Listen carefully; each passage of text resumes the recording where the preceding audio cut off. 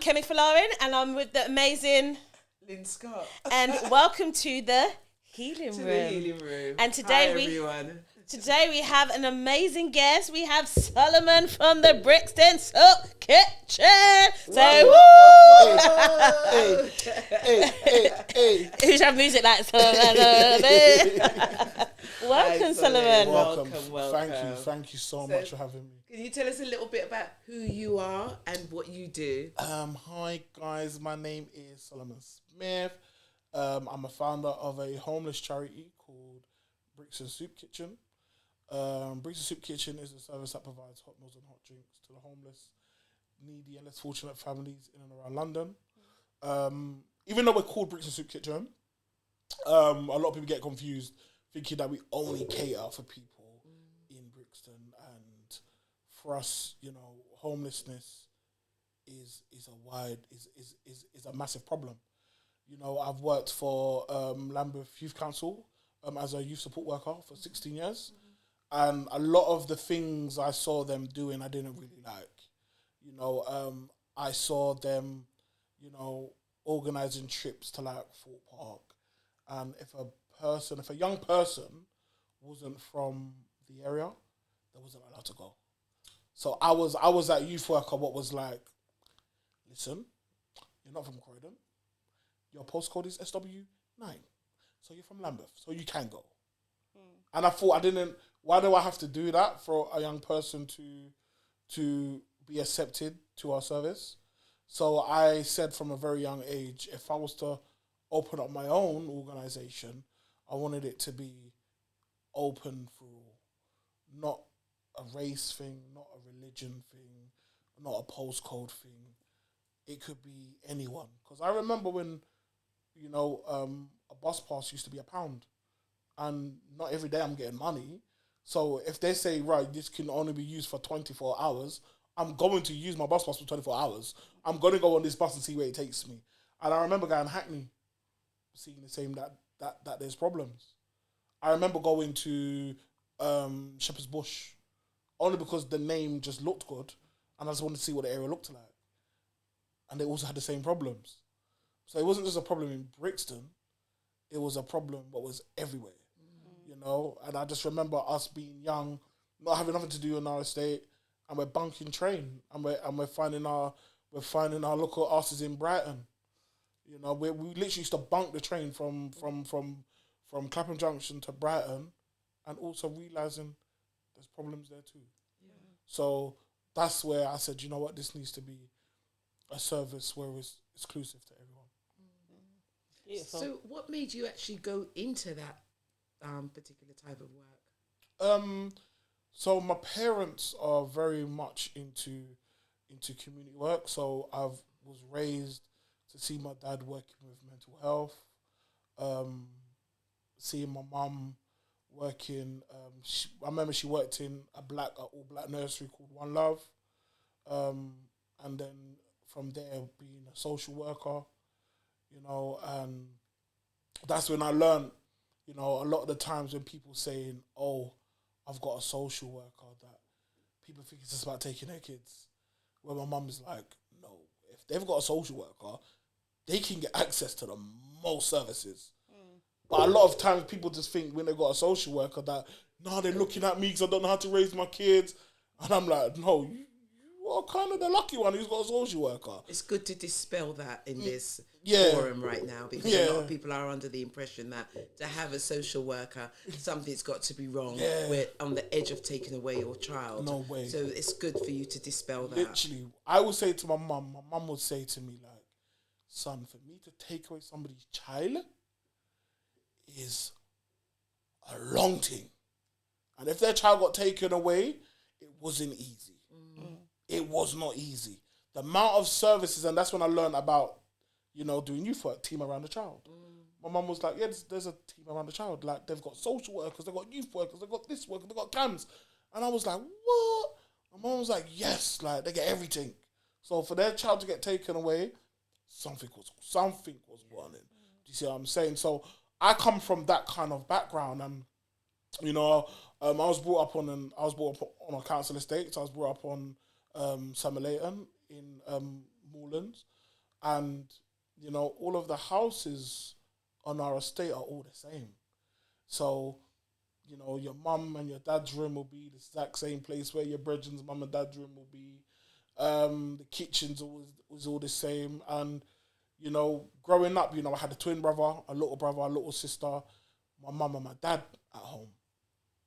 No one on my estate had their dad at home. So for me, I was again the lucky one that took it for granted. You know, I was thinking, my dad just chats bare shit, man, talking about Black History this, and you know, my brethren's coming over, and I'm like, oh, you're just gonna just talk off my brethren's ears, and because my brethren's being polite, they're just sitting there, where I'm actually trying to get them away, and they're like, no, I don't want to go. Yeah. I actually want to hear what he has to say, because I've never experienced having a man in the house, and I took it for granted, because I always had it. You know, I would go into my mum's kitchen, you know, my mum and my dad's cooking every day. We've got a sweetie cupboard. We've got ice lollies in the bottom drawers of the freezer.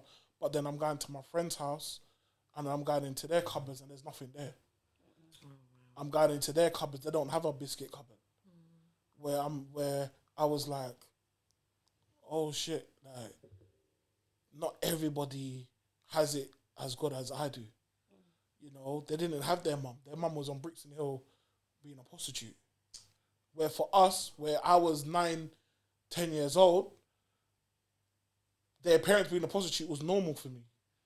You know, oh, guys, we've got a trip tomorrow. All right, you lot, follow me Brixton Hill. We're going to go and get some money for my mum. That was normal. Where actually, if you actually think back, I was kind of fucked. Can I swear? You've done it already. Doesn't matter. Just be you. It was absolutely fucked. Where their mum is literally giving them money out of their bra on what they've sex worked. To go and give their kids money.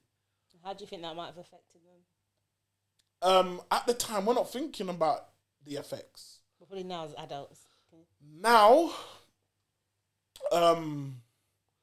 it's kind of led them to be angry parents. A lot of my friends are angry parents. A lot of my friends are selfish. They've created a lot of kids, and they've not been there for their kids. And that's due to the effects of not knowing any better. Yeah. Isn't it? Because they was literally raised not by a mum or They've dad. raised themselves. They've raised themselves, where I was like, Mum, like, this guy needs social services. He is literally in his house by himself. You know, what my mum and my dad instilled into me, if you want certain luxuries, you have to work for it. We used to clean skirting boards. We had to hoover. Where we're negotiating with my brothers and sisters. Listen, I'll do the skirting boards, you do the hoovering, you wash up the dishes, and we're getting our money every Friday. Yeah.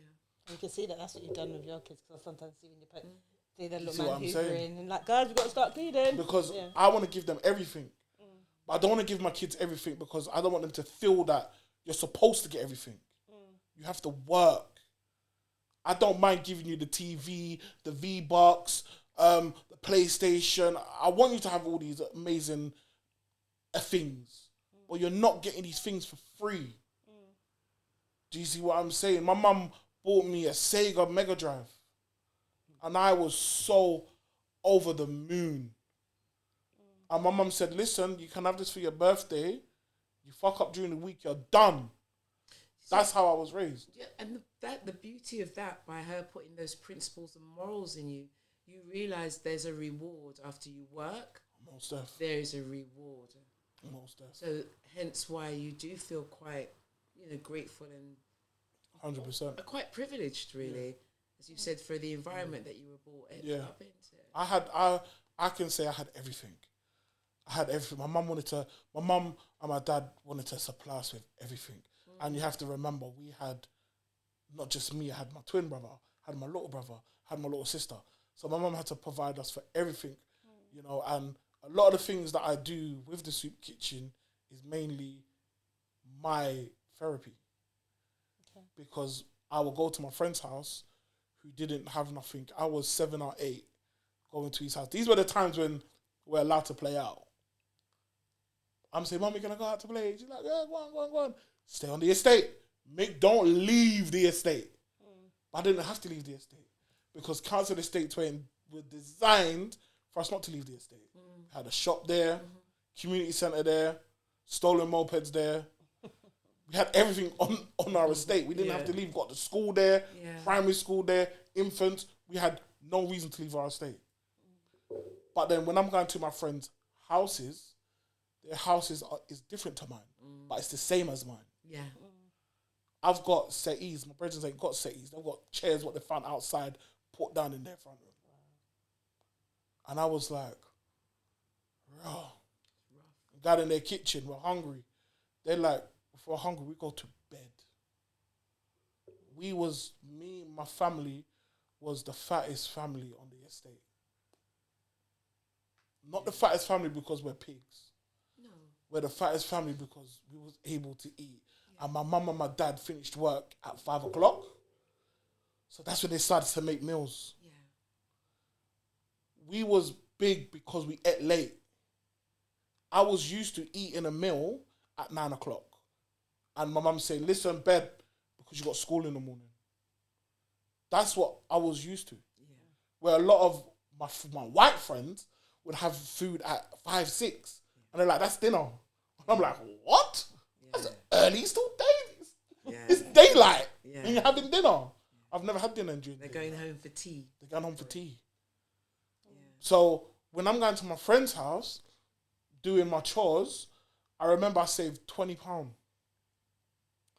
And I went to my friend's house. And I was like, listen, come. I might get in trouble because I'm not allowed to leave the estate. I was probably about 8 or 9. I said, come, let's go quick save. I know where quick save is because I go there with my mum. My mum picks up no frills. Come. I've seen exactly what my mum's done and I'm going to do it for you. Come. Picked up a trolley. Got bread, biscuits, got milk. Got them a whole house shopping. And they said, we have never had a full house shopping in my house ever. And that was my spending money. My brother was buying what he was buying. My sister's buying what he's buying. I'm buying people house and shopping at the age of 8. Wow. And for me, the feeling was good because I was just like, even though I didn't get what I wanted, I fed not just a couple of people, I fed the whole house. Where they've got food for the whole week. And I learned how to budget, how to spend. That's what I learned. Not knowing what I was actually really doing. Your story is incredible. And I was literally 8 years old. Yeah. And we're rushing to get back because I'm like, I don't want to get in trouble. You're like, we need to get back onto the estate. Because if I don't get back on the estate, I'm going to get in trouble. I've done that repeatedly. Where my mum took me out, where I used to go shopping on Saturdays with my mum. And she's like, carry the shopping. Come, we're going this way. So then when my mum's taking us shopping, my mum's talking to Tom, Dick and Harry, holding bare bags. And then she took me round, you see where the recreation centre was? There was like a big car park there. And there was a lot of homeless people there. And I was like, Mum, what is that? And she was like, that's homelessness. I was like, what? I couldn't shake it off. I went home and I was like, so I can put on the TV. If I feel cold, I can put on the heater. Mum, is food ready? I can go and get biscuits. I can go upstairs. I can go downstairs. But these persons sleeping outside. How? I thought I was weird. If I would go on my estate and I would see a toy on the floor, I'm thinking the toy had feelings. Where I'm thinking, it's cold. It must be cold. Let me take the toy into my room and put covers over it. Oh. I was thinking, am I weird? I would literally pull it over the covers and then put that toy what I found in my toy box and say, look, mingle with everybody else there. You watch too much Toy Stories. Yeah. I'm thinking, They're gonna come like, alive. bro, like, what's that like? But I had feeling for the toy. Yeah. Thinking the toy was out in the cold. And I was thinking, what can I do for the homeless? And I remember I started Kingsdale in 1996. My mum took me to school for the first time. And she said, listen, you've seen the route that I took you. I ain't taking you again. I've shown you where you buy your bus pass. You get on this bus. You wait. You come off the time. This is where we come off. And that side takes you back. That was my learning on getting to school and getting back. Yeah. So now I'm in Brixton. Mum said, listen, you finish school by 3:30. 4 o'clock, you better be in my house. But all of your friends are ramping outside Woolworths, stealing pick and mix. I want to be out there. Parker pens. I want that. So I'm like, I'm not going to go straight home. Let me walk this way home. And that's when I saw homelessness again. And I was like, no. Now, my parents, especially on a Sunday, they cook like they're cooking for a christening. Yeah. I'm like, hello, there's only 5 of us in the house. So I would contain, when, you got the ice cream and your parents save the ice cream containers I'm African. with the lids. If it gets ice cream, you got the jollof rice in the freezer. The hell? I would contain food early in the morning. Yeah. Contain about 5 foods because there's bare food. My mum's made bare food. So I'll contain rice and peas. Curry goat. Wow. Heat it up for long. Put on my school uniform. Boom. Take it in a blue bag. Because by the time I'm able to do this, because my parents has already gone to work. Yeah. So my parents said, listen, don't try to take the piss because we're gone. Thinking, if I get any brown letter, when you get a brown letter, it's beaten. If you get a brown letter from school, it's instant beating. Yeah. So I didn't want to get beaten. So we had to get to school on time and, try to do what we're doing. So we're getting up early. I'm literally containing food and I'm giving out to the homeless. I've done that for a full year in about, I think I was in year 7 or year 8. Done that for a full year. And then it's not until I was like, I actually went uni is when I said, I want to actually I want to do a soup kitchen. Oh, well done to you. You've saved so many people's lives out there. Well done. Yeah. It's lovely. So your brother as well, he's an active part of this? Yeah. So he's he loves cooking. Both of my brothers loves cooking. So they're in the kitchen cooking up. Kitchen, cooking chicken. Yeah, so earlier on we heard that you had some great experiences, like at school when you went to school and stuff, and you also, I heard you speaking to your son. How did you meet your partner? It was funny because for me, life for me was so funny because the way how they portray big people is that you're not supposed to get a girl. You're not supposed to. Have they not met Barry White or Luther Vandross? Those were the stigmas. Those are the stigmas for. So from a very young age, I was getting a lot of female attention, and the female attention I was getting, a lot of it I didn't understand.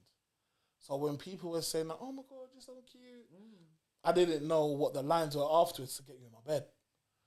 I just knew just to be like, "Thank you, appreciate it, thanks." It's not until I was in year 8 or year 9, a lot of my friends, because the way how my school was, I was 7 JPS until 11 JPS. So we had the same form teacher. So people in my class, you can see the transition when they're coming from six weeks holiday, and they're like, "What? You've not fucked a girl yet? What? You've not had sex yet? What? You're a joke, man." Where you can see their transition from them being a virgin to actually having sex. the way how their mannerisms are, the way how there's just a difference. You can tell from a virgin to a person who's now had sex. And I wasn't really interested into everybody was kind of like making fun of it, like where it was a bit of a pressure. A girl was in the science block, and a girl was just like, yeah, no, I like you, man. For me, I'm just thinking sex is just rubbing up, like rub, dry humping, rub. That was it for me. So when she was like, no, like I proper like you, she's making me touch her and kiss her, and then she opened up her legs, and I was like, I'm confused because you open up your legs, and my hard penis is literally inserting like the same symmetric. What's going on here? How is it just so easy for this to happen? It was just easy to happen where I'm just like, all I know, because the closest to porn I'm watching is Eurotrash. And well, you're taking it back. And for me, I just know, go in and out and in and out. Yeah. I'm going in and out. And I'm like, this feels weird, but it feels really good. And something is overcoming my body at this point. I don't know what's going on, but a power has literally enlightened me like I'm forming, and I don't know what's going on. I can't stop it. Now something has coming out of me, and I don't know, because it's the coming out of the same hole where I go, wee, what's going on here? I was never taught any of this. Yeah. My dad said, listen, mind what you're doing, because if you breed a gal, you can't go back, So no one actually broke down a sex education for you? No one. Not even at school? The way how they saw it was too young. Okay. People was getting sex ed at like year 10, because at that time the curriculum was people in year 10 are probably going to start having sex, not knowing about what's people in year 8 going to be doing. What's people in year 9 do you think that affected you in any way, having to learn sex in that manner? Reason why I think it did, because then what I always say to people, I would have waited. Yeah. Because my mindset then, with me helping people, came to a stop.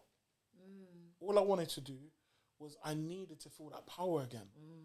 I needed to feel what that felt like again. It's addictive. It was addictive, and I was just like, I need vagina. Everything, I'm getting wrong random boners. Yeah. I'm thinking I'm a fat man. Why am I getting all this attention? My mum, I can't wait for my mum. Now my mum is not at home. I'm bringing gal to my house. Yeah. Remember, we've got no houses. We're looking for cottages. So people that's moving out and the light's still on and their sofa's still there. Listen, we got a new couch. We went on Soul Solid Chat. Oh my God. Soul Solid Chat. We was introduced to Soul Solid Chat. What is that? That's a chat room. Okay. It was like black chat. Oh, that was the most panani I have ever experienced in my life. We used to just say, where you from? Once you say you're from Brixton, the girls be like, I'm there. Wow. And that's when I realized that there was girls everywhere. Because there was girls we was talking to, and they were going, I'm from Luton. I can be with you in an hour. We're talking to them. Remember, the only phone we had was Nokia's. We didn't have WhatsApp and send me a picture. Yeah. It was talking through an app from a website. Try the luck when they turn up. And sometimes they wouldn't turn up. Oh, we would go there and be like, nah, we don't like it. Come and move on. Like, fuckers. We made you come all this way for us to be like, you proper catfished me. My mind changed. I literally became a dirtbag. Because that power. That instant power, what I was like, oh my God, this feels so good. I never got that again. Ever. So you was going searching for it. Searching for it. I never got it again. Sometimes that's what you do. And I was like, I wish I'd done that amazing power to to someone that I care about and I'm still with. Yeah. I just wasted it. And from me wasting it, I'm now addicted to it. I'm trying every vagina I can get my hands on. Yeah. From the age of 15 to 18, no word of a lie, and I said this to my baby mother, I probably had about 100 bodies. Wow. Literally in the block, we had girls that just wanted just to give head because we was from Summer Leighton. Yeah. And that's when I then learned the girls that was giving everybody head, they were in care. To search for something. And I was like, why are you sucking everybody's dick? Why? And these girls look so nice. Yeah. You're thinking that these people who's going to be sucking everybody's dick is some fat white old lady, don't look really good, don't get no attention. No. These girls look good. They're 15, I'm 15. We're in their mum's house, eating out their mum's kitchen, because the rest of the man them's upstairs. I've had my turn. Yeah. I finished. I'm not eating food. I'm not in their drawers. I'm thinking, what the fuck am I doing? This is when DVDs just come out. Take it, I'll get in a black bag. Boom. Taking DVDs. Because the man them's upstairs. Yeah. Sexing the girl. Sexing the poor people's daughter. I think that's one of the key things. Because I know growing up, like there'll be girls who were very loose, and you'd always think, oh, they're just loose. But I used to, probably getting a bit older, I look back and said they were looking for something. They're searching for that validation and because I was that guy who was talking to them. Yeah. I was the only guy who was like, why are you doing this? And again, I was a bit of a hypocrite because I done what I was doing first. Passed it on to the man them. And then became reflective. And then I was like, I didn't call you down. Yeah. So you've come down because somebody else called you down. Yeah. Now you're coming to my house because you got nowhere to go. You got nowhere to stay. Because the last train's gone. The last bus is gone. And your care home's in Margate. I don't drive. How you getting home? So what was the point that made you decide enough's enough of this? I don't think I didn't. I was just literally... What people didn't understand, people had computers in their house. And if I'm a 14, 15-year-old finding a new toy, the new toy at the time was High Five, Bebo, MSN Messenger. People they couldn't wait to go home to go on their computer. We would go on So Solid Chat, where it's just a chat where you can literally see a name what looks good. So someone can have X underscore buffness, XX. So you're listening, XX buffness, go in the private room. So then she's in a private room with 10 man. Listen, 15, was it ASL, age, sex, location. So then she will be like, 15, female, Brighton. Swear, what colour are you? Mixed race, black. Oh, do you want to come to London? What? You're from London? Yeah. What part? Brixton. What? Yeah. Saturday, you will see me there. Saturday. Somehow, some way, she got to Brixton Underground. Call my phone, 07940 769 041. That was my number. I don't think that's your number now. People start calling was you. His number. That was my number. Yeah. Call my phone. She will call my phone. I bring brethrens. You have to bring brethrens because you got to bring brethrens for my brethrens. Where are we going to go? We found a couch. We got somewhere. Ours was the garage. We've got the couch. We're stealing. We had no money. So going in, remember, if you go into Sainsbury's early in the morning, there's no security guards. We're stealing muffins, cakes, sweets, drink. Not eating it, bringing it to the couch. Yeah.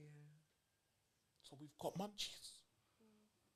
We're not, no one's smoking these times. So today, right now, when you look back at all of that, what would you have done differently?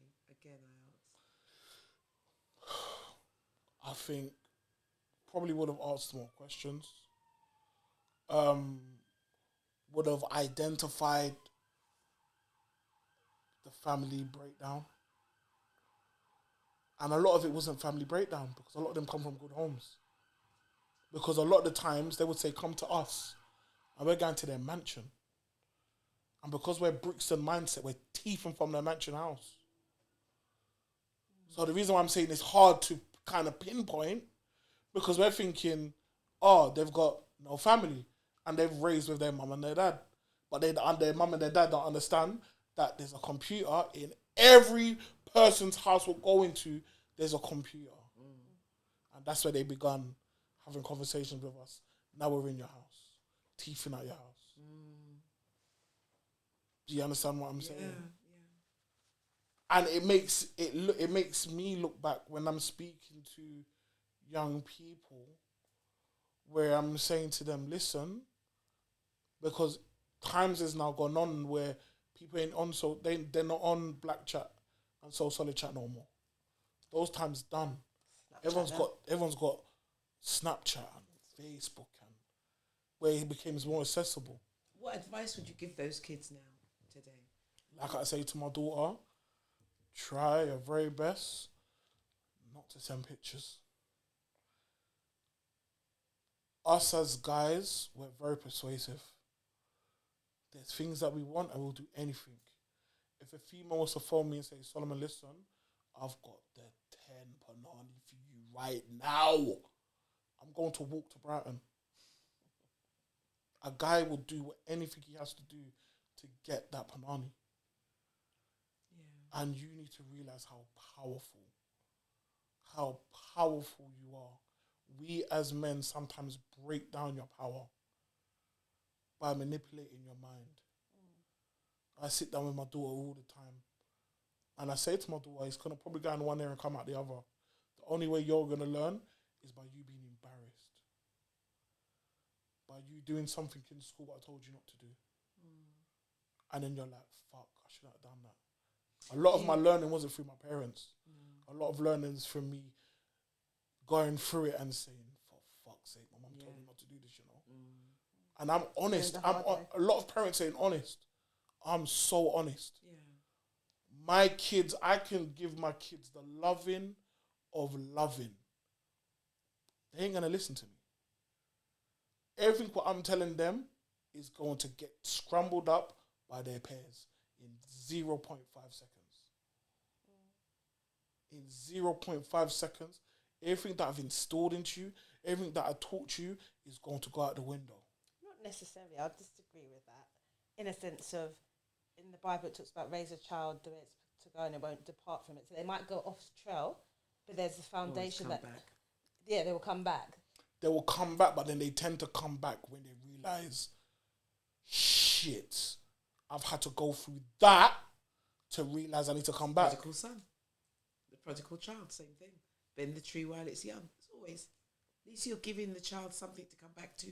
Yeah, I've always said to them, listen, I'm always going to be there. I'm always going to be there. But I think those life lessons that you had kind of taught you things. So if we have, I don't know, anybody, even an adult, you just told them exactly what to do. Go A, B, C, D, E, F, G. They did it. When they face a challenge at a point, they wouldn't know what to do because they've always been told what to do. Yeah. So sometimes we do have to experience things to sometimes understand. But when we meet people, we want to protect our loved ones and even friends by telling them, do's and don'ts based on what you've experienced. But sometimes I do believe people have to experience things for themselves to really understand the feeling that you're trying to protect them from or that experience. But sometimes they have to feel it. But I think then your message that you was giving them will click. I remember when Solomon said that. Like, my mum used to say, save for a rainy day. I'm like, what? You got to do that. I see what you're telling me. I was too busy getting your student loan and be like, let me blowing it. It's coming again in 3 months. But then you think, oh, actually, I should have saved it, invested it in property or did stuff. So I have to learn the hard way. But do you know what? At the time, it'd be like, why are you saving for? I don't want to save. Yeah. But yeah, so it's going on. I know recently you had a friend who committed suicide. So how was that experience for you? That was. Do you know what was mad? Yeah, my friend recently that committed suicide. Yeah, it hurt, but it felt kind of normal. If you understand what I'm saying, because I've lost so many people, it becomes to a stage where you're just like, desensitized. Yeah, like I'm not gonna see you for a minute. I'll see you again later. Does it make you value your friends every time you see them? 100%.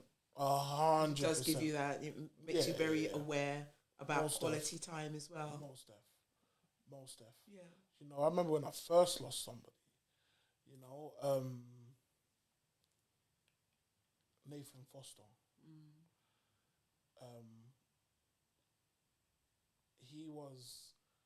He was like a pinnacle part of my estate and a pinnacle part of my life.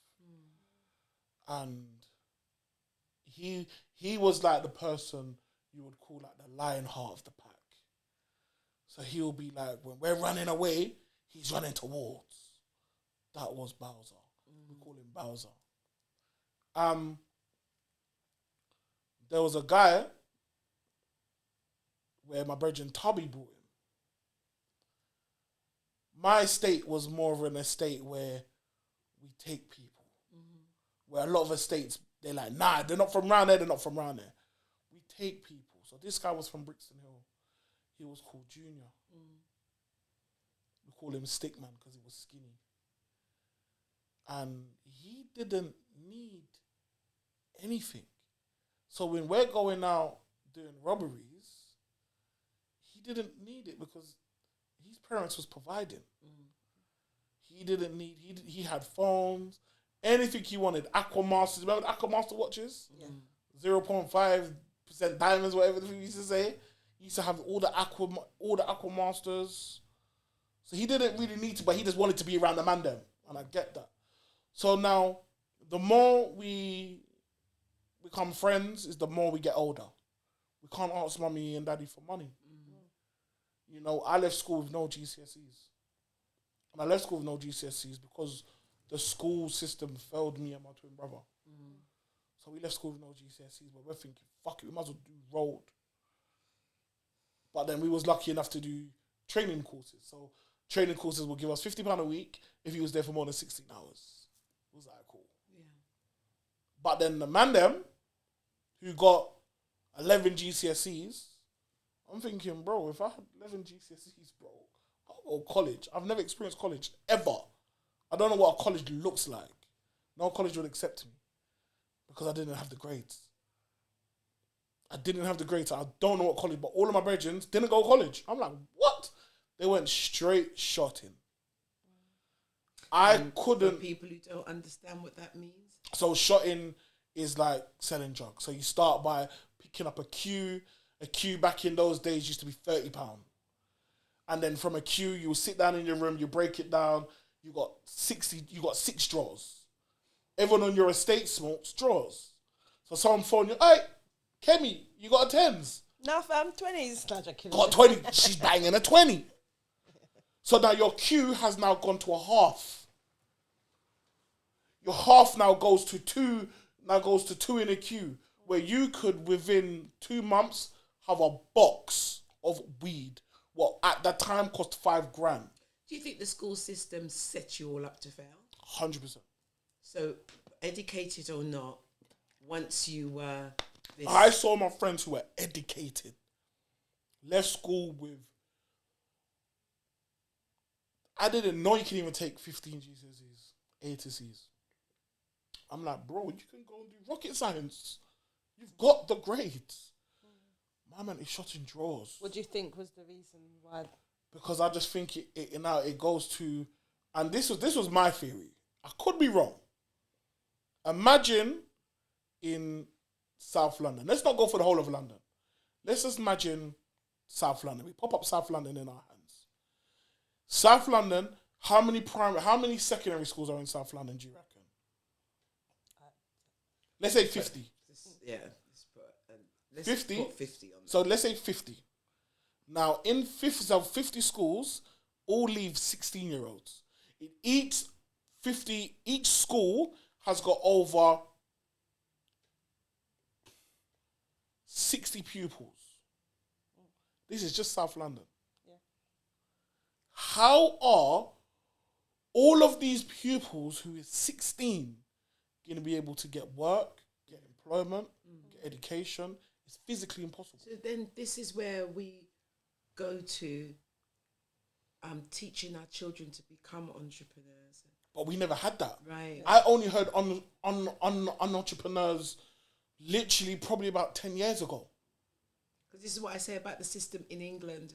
Because in, say, like the Caribbean or Africa, everything you own a business, that you strive to own a business. Because everyone around you kind of looks like you anyway. So it gives you that motivation to want to be a successful this or want to have that. Do you think that's another reason why a lot of the black kids here fail? Yes, because we never heard that.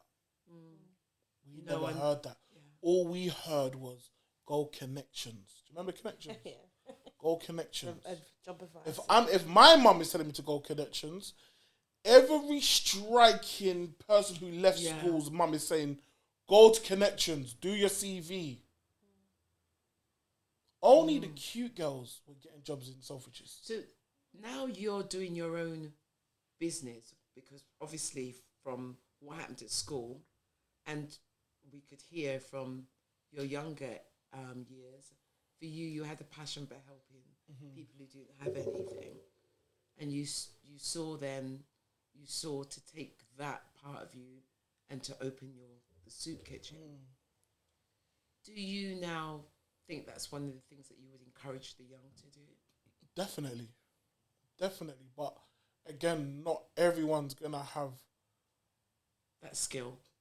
not even the skill to even overcome the fear of opening up something. Remember, there's a fear first. Yeah. You got to overcome the fear, then find the skill. How do you think they can overcome that fear? By people like myself showing them, look, this is what I've done. That's right. I only went down the road down Dessa because my brother was like, cuz we went down Dessa, you know. They automatically took my fear away because he went down there, he come back, he's alive, he's still breathing. Let me go down there with him. Now I'm telling others, listen, guys, you don't come down there, you know. That's what I'm trying to do. So our environment's really important. I'm trying to show them I left school with no... This is why in all the talks, remember, I didn't know what a TEDx talks was. They invited me down. Yeah. And I said, yeah, I'll do a TEDx talk. I thought I was just doing a talk, like, with us. Yeah. Didn't know there was going to be 5,000 people there. Yeah. I said, fuck it, I don't care. I'm going to let them know I'm dyslexic as shit. Yeah. You sent me an email and I'm late because I don't understand the email. This is why we need you. You gave me something to read and I can't read it. I said to them, listen, thank you, TEDx. You've invited me here, but the email, I didn't understand it because you gave me a long paragraph to read and I can't read. I broke down the crowd where the crowd said, listen, the TEDx talk was so good, I'm inviting you again. Yeah, that's fantastic. Well done. Again, this is why we need you here to show people that it's not about the education, it's about your passion. And you've shown us the things you've gone through, you know, the little naughty side of you and that. But at the end of the day, there is a pot of gold at the end of the rainbow. Yeah. And it is about having that mindset of, okay, I've set in a goal to do this because these things haven't worked for me. Yeah. And by setting that goal, here I am, a successful businessman. Yeah. Yeah. So well done to you. Thank you so much as well. You know, Kemi, was there anything else you wanted to No, I'll speak probably to just Solly say, about? I know we touched on it a bit, but not fully, but maybe just based on the experience of losing people that you might have lost, what Yeah. would you say to Yeah. people just as a Oh yeah. way of helping? How long do I have? 5 minutes. About 5 minutes. Yeah, no, I was just saying, bringing it back to my friend, the friend that had everything, what I was explaining, he's junior. And, you know, he got into a madness because he couldn't really protect. Remember, he was shotting now. So he's now making money, making fast money. What people do, when they make fast money, they buy flashy stuff. Yeah. He's a guy who was never rolled like that. And people know he's not rolled like that. So people are taking his stuff away from him. I remember going up to him and going, Junior, please, bro, don't buy these things, bro. People took his stuff, and then he now got so angry. Someone gave him a gun, and he come back and was like, Baz didn't protect me. And he shot and killed my brethren. You know, and I literally went, I had to get therapy for that. Because I was like, it's my friend that killed my friend. My friend is not breathing. I couldn't stop thinking about my friend in a box. He's probably freezing. And he can't get out. Yeah. And I was like, what can I do? There's nothing I can do. So I'm like, he's now being buried. And he's 6 foot. How is he going to get help? Could he breathe down there? There was just so much things I couldn't stop thinking about where I literally was gaining help, and me getting the therapy helped me. You know, where the therapist was like, you know, he's in a better place now, and you know, trying to put these things on me, and I hold resentment to the guy that killed my friend for a very long time, and it was literally last year or this year, and I was like, I want to visit him. I actually want to say to him that I actually forgive him. You know, I actually want to, and this is my therapy. Yes. To say that I want to. I want to. It's your closure, isn't it? Yeah, because he was reaching out to other people and saying that, "Oh my God, I'm so sorry." You know, I want to. Jack and Sullivan would speak to me, and a lot of people was going, "Nah," and I'm like, "Yes, I want to talk to you." Yeah. You know, so because it was, you know, this was like almost 15 years. I think he got like 27 years. And for 15 years, I was like, no. So a lot of people's kind of written him off. And it's now hard to try to find him. You know, so for me, I really want to speak to him and just have a conversation. And that's how therapy has helped you, as you said. Most stuff. Yeah. So would you recommend people to therapy? Without a shadow of a doubt. You know, because we go through so much shit from us being kids till us being adults, and we experienced so much shit that school, our parents, our guardians didn't. Do you know how many times I apologize to my kids? Apologize to my kids, pure times, you know. You need to apologise to yourself as well. No, 100%. Good. I say to them, I'm so sorry. Yeah. This world is so fucked. And I am so sorry. Not gonna lie, I just wanted fun with my baby mama. Yeah. It created life. Yes. And I didn't know how hard life is. But life is hard, but it's also beautiful. Like the difference 100%. you've been able to make in people's Definitely. life. So even though they may be experiencing really hard times, I always think sometimes you go to certain countries and kids are happier with the basics, that mash up little ball, the trainers that we give back. But we're so consumed with having the latest, having this, having that, that I guess life can feel so painful because we're always chasing after something. But actually, inner peace is just being content with what you have in that moment. Most stuff. But any advice, any tips, tools of just keeping your mental health? Guys, you know, do anything that you do, you know, to what keeps you happy. You know, I like going on drives. Sorry, lockdown, they told me not to come up my house. I come up my house. Don't make the government come for you. Make the government know. I was on the roads and I was just driving straight. Wherever the road took me, I went, and it was to clear my head. Yeah. I just needed to clear my head. And I do that. I've always been doing that. I like going on train journeys to like Glasgow and back. You know, it'll be 4 hours there, 4 hours back. That's the whole day done.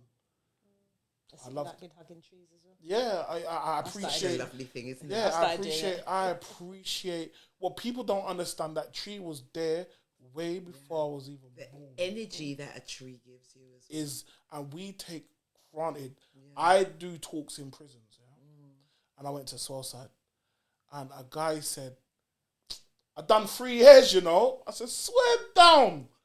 How long you got left?" He said, "I got 30 years." I didn't know what to say. He said he got 30 years left. He said, "If there's anything," I said, "if there was anything you can do right now, what would it be?" He says, "I want to be in traffic, won't complain about it, put my head out the window and just smell the air." He didn't say I want money. He didn't say I want 10 bad bitches. He says I want to be in traffic because I used to complain about being in traffic. I want to be in traffic, not complain. Put my head out the window and smell the air. We take that for granted every day. Yeah, we do. It's about gratitude, being grateful for this one. Literally. Even before being in lockdown, you know, you might take for granted going outside and appreciate it when you're going on holiday and being on a plane or touching the hotel and the things we took for granted when we got locked down. Like, I say to my walking kids, the shop. hug that tree. The tree is why you're here breathing. The tree is allowing us to breathe. Show appreciation. Kiss the tree. I go up to random trees. I just hug it and I kiss it and I say, I don't kiss thank them. you. I hug them, not kiss them. Yeah, it's funny. One of the things I tell people, just Hug a tree. in the first thing in the morning when you wake up, have 3 things to be grateful for. And there's simple things. It could be the fact that you just opened your eyes. It could be the fact that you just... Do you know people dead? As I say, Do this you is know why people you died don't today go and to people's bed. crying right now This- saying, "Oh God, we got a funeral to But organise." Solly, this is why I say don't go to bed on an argument because people have woke up beside a corpse this morning. Yeah. Your partner might not wake up, or you might not wake up. So be grateful for those tiny things, that you slept in a clean bed, that you're able to take your foot and put on the floor. Some people can't even do that. Yeah. So it's just, you know, giving gratitude for those simple things is so important. Yeah, so Solly, thank you very much. You are Would you more like to than give us your welcome. socials? Please add me on all socials, guys. My personal is Solly's World, SOLLYS World, and the charity is Brixton Soup Kitchen. We've also got a soup kitchen in Peckham Soup Kitchen, and Harrow Road Soup Kitchen. Thank you very much and keep up the good work, blessing and sharing and caring. So I'd like to say, share like, and subscribe, subscribe. and send a nice comment. Thank you you. so much. Thank you very much, guys, for having me. All right.